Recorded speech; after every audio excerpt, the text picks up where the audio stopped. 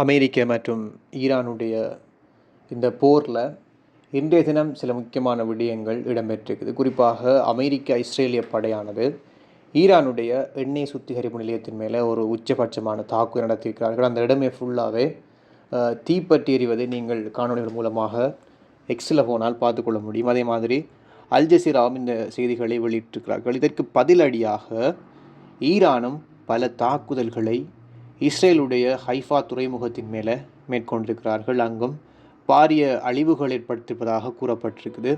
அது மாத்திரமில்லாமல் ஒரு சுவாரஸ்யமான வீடியோவாக ஈரான் ஒரு வீடியோ வெளியிட்டிருக்கிறாங்க.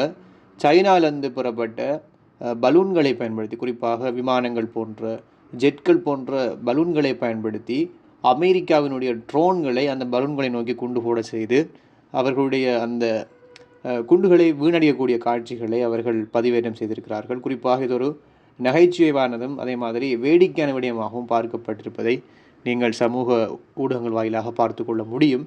அது மாத்திரமல்லாமல் ஈரான் மற்றும் அமெரிக்க யுத்தமானது, இந்த போரானது அதி உச்சபட்ச ஒரு எல்லை மீறுதலாக அமெரிக்கா தங்களுடைய ஈரானுடைய ஒரு பள்ளி மீது, அரசு பள்ளி மீது குண்டுகளை வீசி அங்கிருந்த 200க்கும் மேற்பட்ட மாணவர்களை கொலை செய்திருந்தார்கள்.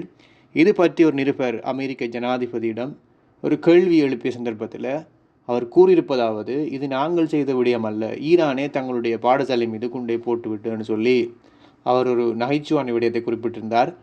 உலகமே அறிந்த விடயம் யார் இந்த விடயத்தை செய்தார்கள், அது மாத்திரமல்லாமல் இதற்கு பின்னணியாக யார் இயங்கினார்கள் என்பது உலகமே அறிந்த விடயமாக இருக்கிறது. இது அமெரிக்கா மட்டுமல்ல, யார் இந்த விடயத்தை மறுத்தாலும் இதனை அமெரிக்கா தான் செய்தது என்பது உலகமே அறிந்த விடயமாக இருக்கிறது. எனவே தான் இந்த யுத்தத்தினுடைய அடுத்த கட்டங்கள் எவ்வாறு இருக்கப் போகிறது, களத்தில் இடம்பெறக்கூடிய உடனடியாக நிகழ்வுகளையும் நாங்கள் அவ்வப்போது தர காத்திருக்கிறோம். மறக்காமல் சேனல் சப்ஸ்கிரைப் செய்து இந்த வீடியோவுக்கு லைக் கொண்டு போட்டு விடுங்க.